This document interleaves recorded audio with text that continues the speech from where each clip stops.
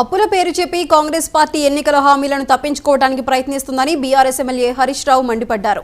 ఫిబ్రవరి 1న group notification ఇస్తామని చెప్పి ఇప్పుడు ఎందుకు ఇవ్వలేదని ప్రశ్నించారు.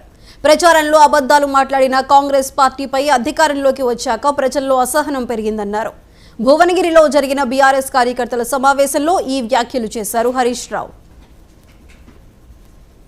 వెంటనే 4000 పెన్షన్ ఇస్తేనే పార్లమెంట్ ఎన్నికల్లో మీరు ఓటు అడగాలి. దయచేసి కార్యకర్తలు పెన్షన్దారుల దగ్గర పోయి మనం చెప్పాలి. 200 ఉన్న పెన్షన్ను 10 అంతలు పెంచి 2000 చేస్తామంటే మన కేసీఆర్ చేసిండు. మీరు డిసెంబర్లో 4000 ఇస్తామని మాట తప్పింది.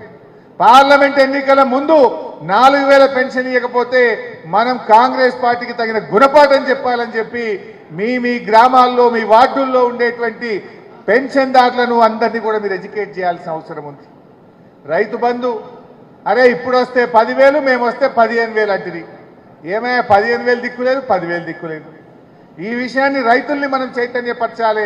వీళ్ళు మాట తప్పిండ్రు, రుణమాఫీ విషయంలో మాట తప్పిండ్రు, రైతు బంధు విషయంలో మాట తప్పిండ్రు. మళ్ళా మోటార్లు కాలుతున్నాయి, ట్రాన్స్ఫార్మర్లు కాలుడు శురువైందా లేదా? నిన్నయాలు ఊర్లకు పోతే చెప్తున్నారు అన్నా మోటార్లు కాలుతున్నాయి, అన్నా మళ్ళీ కాంగ్రెస్ వచ్చింది ట్రాన్స్ఫార్మర్లు కాలుతున్నాయి అంటున్నారు. 24 గంటల కరెంట్ అన్నారు. సాయంత్రం 5:30కు పోతే ఒక్కొక్క రోజు తెల్లారు వస్తుంది, ఒక్కొక్క నాడు రాత్రి 11 గంటలకు వస్తుంది.